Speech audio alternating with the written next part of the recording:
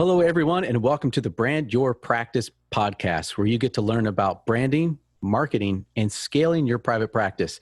I'm Brent Stutzman, and today we're going to talk about the 3 common pitfalls to avoid when running Facebook ads for your private practice.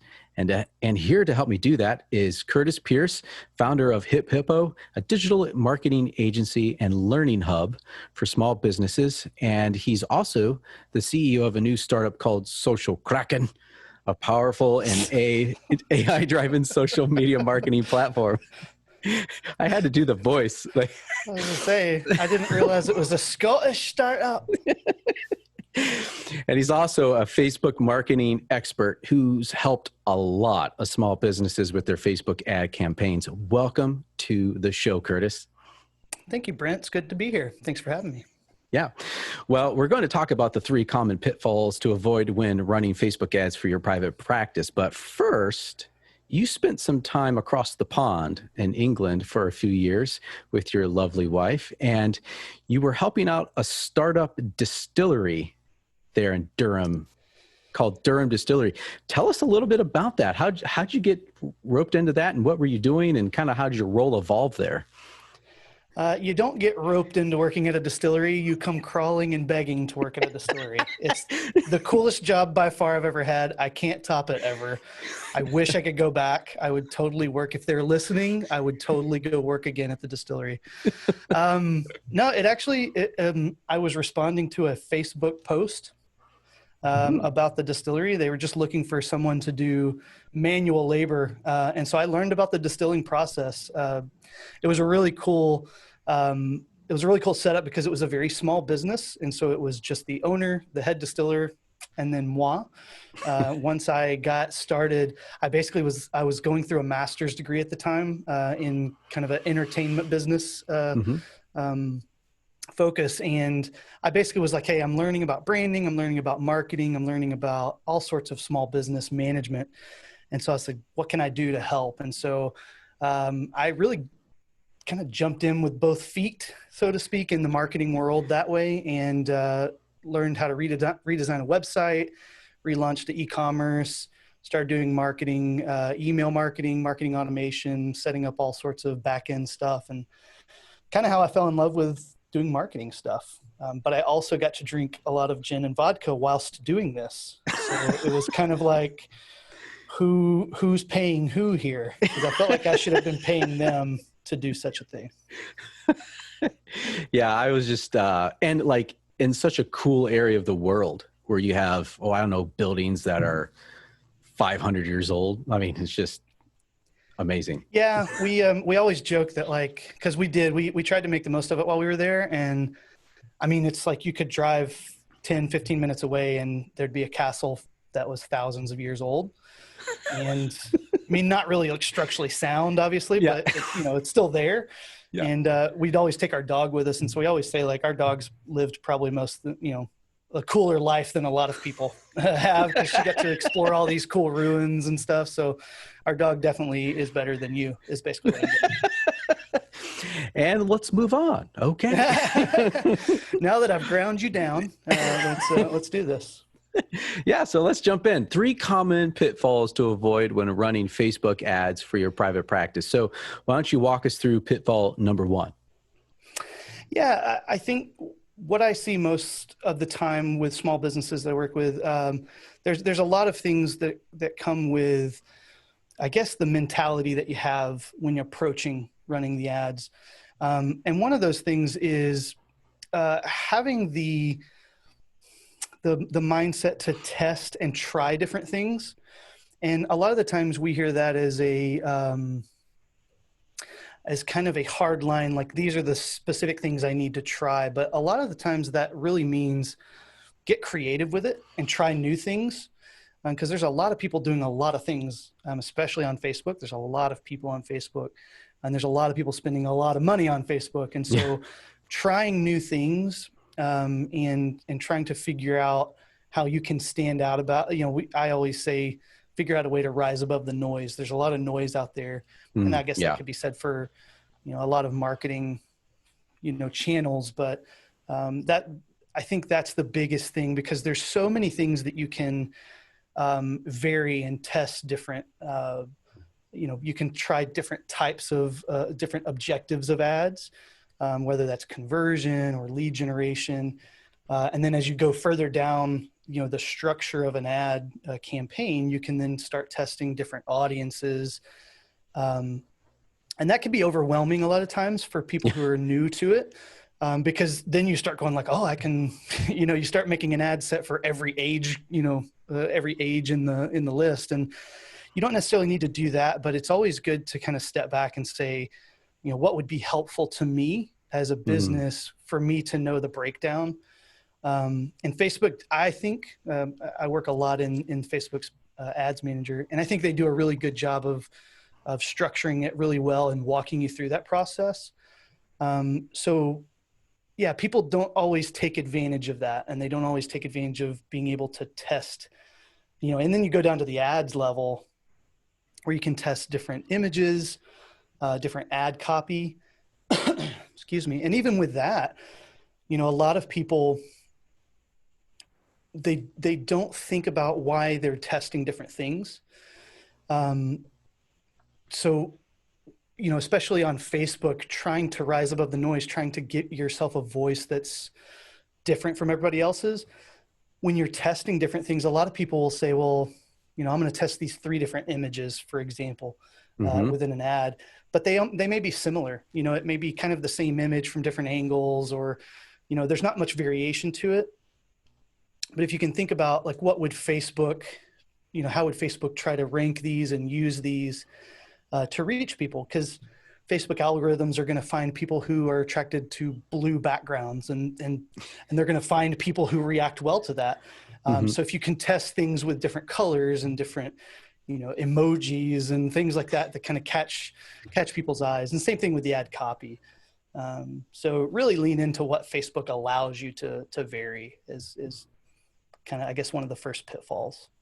Yeah, I think, testing is absolutely right. So I guess I want to encourage private practice owners to think through, like, what makes you stop scrolling on Facebook or Instagram? Like, what are those things so just notice yourself as you're interacting on Facebook and Instagram, like, what makes you stop and read? What are they doing in the ad? What's the color? What's the copy look like? What's the size of the font? And just kind of take some notes if you're interested in doing Facebook ads. Now, I remember, and Curtis helped us out with some of these Facebook ads, because I'm a Google Ads guy all day. Like, I love it. But with Facebook, all day, every day. But Facebook, when the pandemic hit, traffic went down on our website. People were just not interested in getting counseling, right? People were getting, for my wife's practice, Kid Matters, it was, they were trying to figure out how to homeschool their kids. And so we actually had to go to them. We actually had to go to where parents were at, which were Instagram, Facebook. And what we did was, we tested a lot of things. We had one product that we tested. It was a PDF download on 15 signs of childhood anxiety and how to help. And I tested 9 different videos. I think I made 15 all together, but I spread them out. And I was like, surely this one's going to work. And it didn't. Like, I thought these ones were going to get hit home runs, but there was one that just took off. And I was like, eventually I was able to test those other ones, or those aren't working. And now I have one ad, and it's just crushing it. We probably get 5 to 7 downloads a day from it, but it goes back to testing. It just goes back to testing the copy, testing the images and the video, or whatever you want to, test on it. I would say too, that as an encouragement to anybody who's either starting out or really trying to kind of lean in and figure out what all of it means once they start running ads, I've started saying there's no data that's bad data. If your ads don't do well, so it's kind of that whole the Edison thing where he's like, I figured out 999 ways to not make a light bulb, Yeah.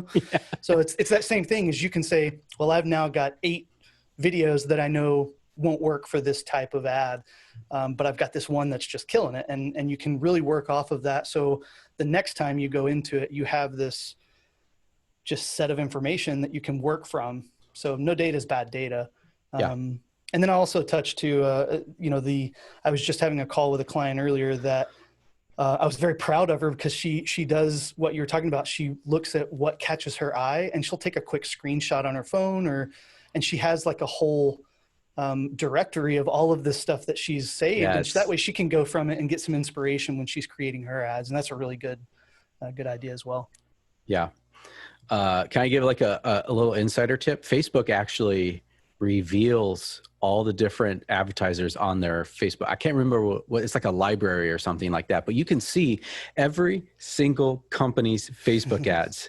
And so go to some of your favorite brands, and if they're running ads, then those are ads that are working. And if they're running for longer than 3 months, then they're really working. So you could just go and, steal with zeal at that point. Yeah, amen. I like that. Yeah. All right. Pitfall number 2. Pitfall number 2 is deals mainly with analytics, and that's the pixel. I think one of the biggest issues that people have is not really taking the time to understand, first of all, how to install the pixel correctly, and then how to utilize that data going forward. The pixel is very similar if you're a Google guy. It's very similar to Google Analytics and installing tracking codes that way. And in some ways, Facebook is really, even in the last year, they've made a lot of leaps and bounds in the data that they give you from the pixel, and what you're able to track. And essentially, the pixel it's a two-sided coin. So the first side is it's visual. It helps you understand where people are going on your site, how many people are visiting certain pages, how many people are performing certain events that you can set up. And then on the other side of that is using that data to then enhance the advertising that you're doing. So you can use website data. So they don't even have to come to your site through Facebook. They can go organically through Google. But then you can use that data to say, hey, everybody who visited my product page or my service page, but they didn't schedule an appointment with me, I want to reach out to them with a specific ad that says, hey, we know you're interested. We'd love to help you out. Here's, a link to speak to us for free, or here's a link for 10% off your first session, or something like that, that you can really lean into, kind of the psychological. Those people are going to say, yeah, I was looking at that, and it really connects with people. So, really, really understanding the pixel and what you can do. And Facebook offers some really, really cool new tools. So it used to be very difficult, and it was a big cloud of, that's why nobody knows how to do it, is for a while it was like, I have no clue what I'm installing, but I'm going to do it because they told me I need to. But they've even created if you're doing it kind of on your own, they even have the Pixel Event Setup tool. So once you install the Pixel, you can actually live go through your site and click on buttons and assign certain events to be measured. So, as an example, if you have like a services page, you can say, I want to know when someone visits that page, and you can mark that as a view content event, so you know when they viewed the content. And then likewise, you can set up custom conversions. So you can go through and say, if anybody's on this site for this long, mark it as this conversion, so or this event. So a lot of things, if you can take a little bit of time to learn about it, can grow your advertising efforts on Facebook. Yeah. So that pixel is just a little piece of code that you put on your website on the back end. You can have your web developer put it on there, and it will tell you a whole lot of stuff. And it's pretty amazing because it can track you. I mean, this is why Facebook is, they make billions and billions and billions and billions of dollars, because they have all this data and they can actually target ads very specifically. And it's very powerful. And so I would imagine then if you were to set up a pixel, then I'm sure there's lots of YouTube channels on this, but you could also, chat with Curtis. I think he's got some educational stuff on probably setting up the pixel and maybe creating those events. But there's a couple events you probably want to track if you're a private practice. It might be someone clicking on a button to make a phone call, right, to call your practice, or it could also be somebody visiting your website to schedule an appointment and they fill out a form, and that's something else you want to track. So I would imagine as private practices, those are kind of the two main events that you want to set up. But you can set up many things. You can track as much stuff as you want. But the pixel is very powerful. I think we we live in this like, especially when it comes to marketing, we live in this like lead generation mindset where if we don't have leads coming in, we're not doing something effective. Now, while that may be true at a certain point of a, lead generation funnel, the Pixel and other, data tracking tools allows you to really be able to track and target people before they've gotten to that stage where they've given you their lead information. So if it's in a case where they're on the contact page, but they haven't actually submitted their email or their phone number, you can then say, hey, anybody who visited my contact page, they were wanting to reach out. I'm going to reach out to you with an ad that says, hey, we're here to help. Here's some great information. Yes. A listicle. You can give them some sort of PDF download, that says, here's some stuff. So it's really, really helpful. And a lot of people don't lean into that, kind of pre-lead lead. That's right. It does. Trademark. Well, hip hippo. Take that. Pre-lead lead. Well, before we go on, I want to remind the listener about a free resource you can take advantage of today. Look, most healthcare workers open a private practice to help more people and to make more money. The problem is they lack a clear plan to grow their business, which includes a profitable marketing strategy. That's why I created the Private Practice Marketing Roadmap. It's a free video training series that will walk you through my 3 pillars of private practice marketing. If you need fresh ideas about marketing yourself as a clinician or a private practice, or you just need a marketing strategy, go to brandyourpractice.com/roadmap. It's completely free, and it will help you generate that pipeline of new clients. Just go to brandyourpractice.com/roadmap and get started today. All right. Pitfall number 3. Pitfall number 3. This one kind of goes off the tail end of the Pixel. Because it's just really using the data that you have on hand to enhance the targeting of your ads. I work with a, I knew I was going to say it, periodontal and implant specialist in Arkansas. It's really hard to say.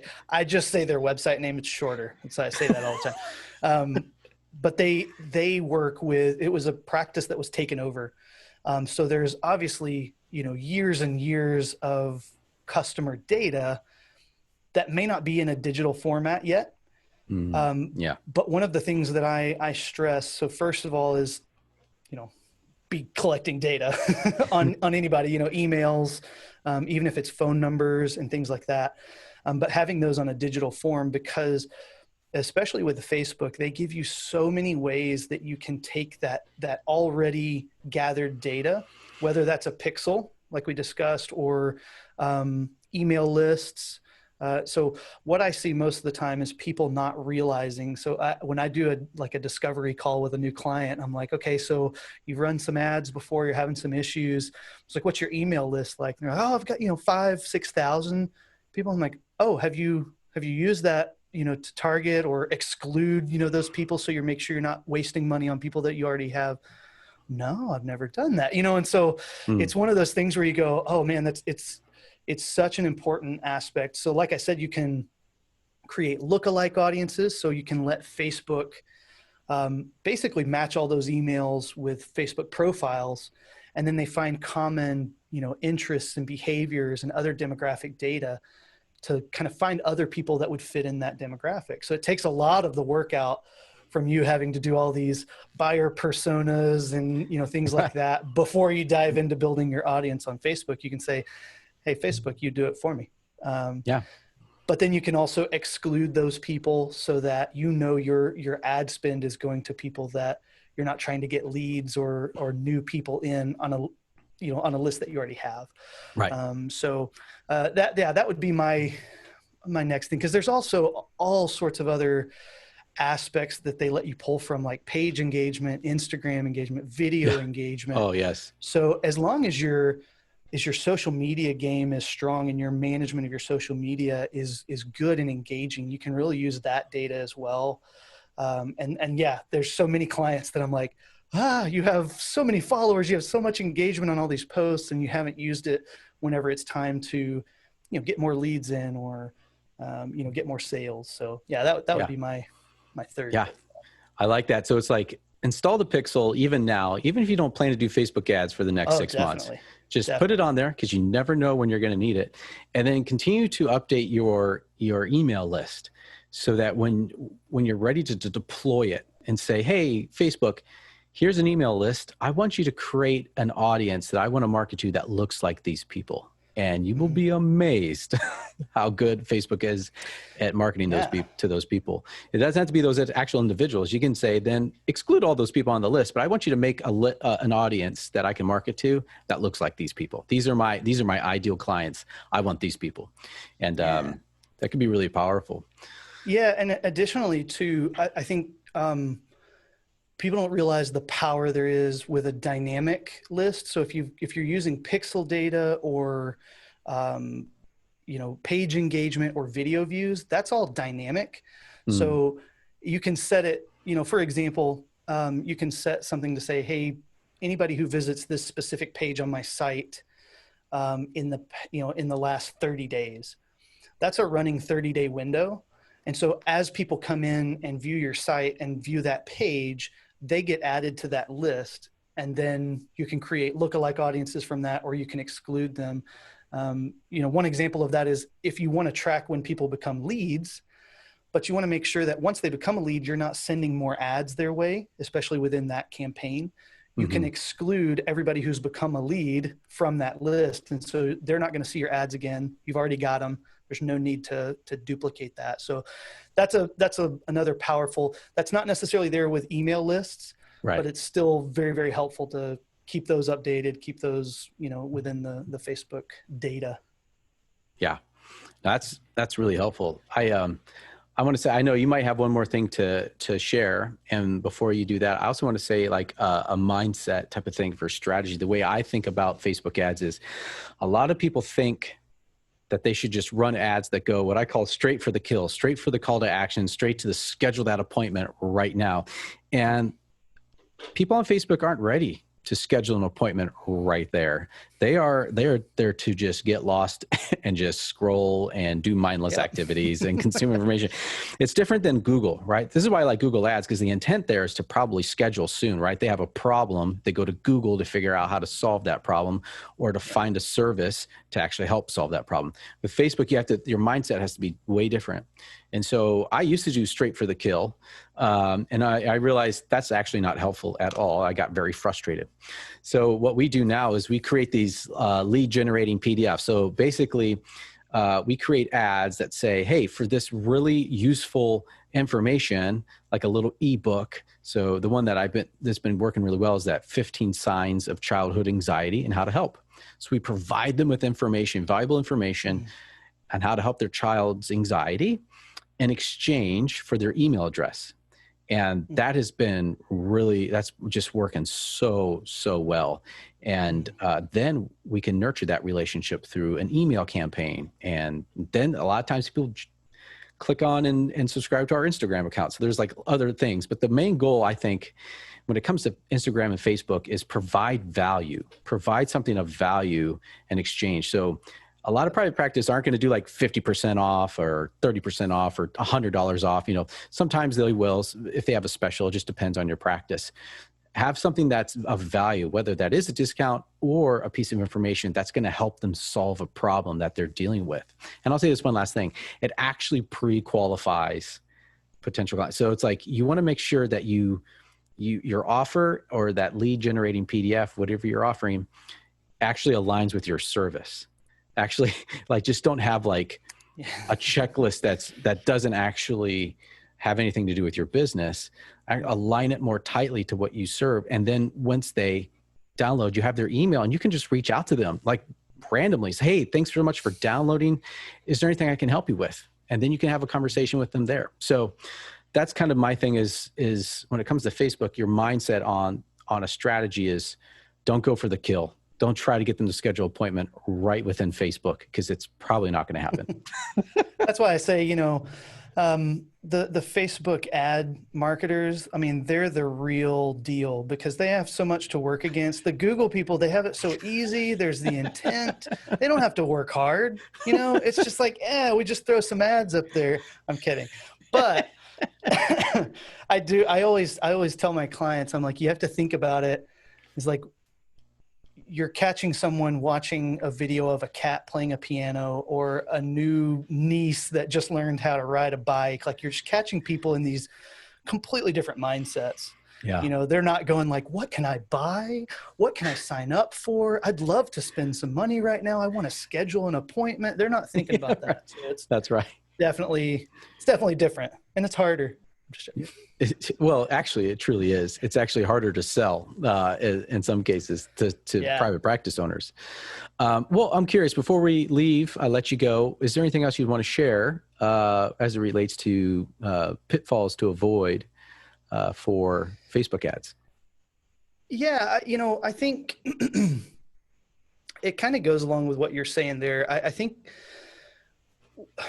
when I started out with this and was talking about like this mentality, it's important to take, like, there's so much out there. There's videos, and we kind of touched on things that, I mean, Hip Hippo, we offer some things. There's YouTube videos all over the place. Do as much as you can of that with the time that you have, but definitely kind of distill that information. Brought back distillation. See what I did? Distill that information to really what works for your brand and what works for your practice and what works for your business, because ultimately there's not a one size fits all. You know, you can't say, you know, I'm going to steal Brent's 15, you know, point list and kind of go with that because he talked about it and it worked. Right.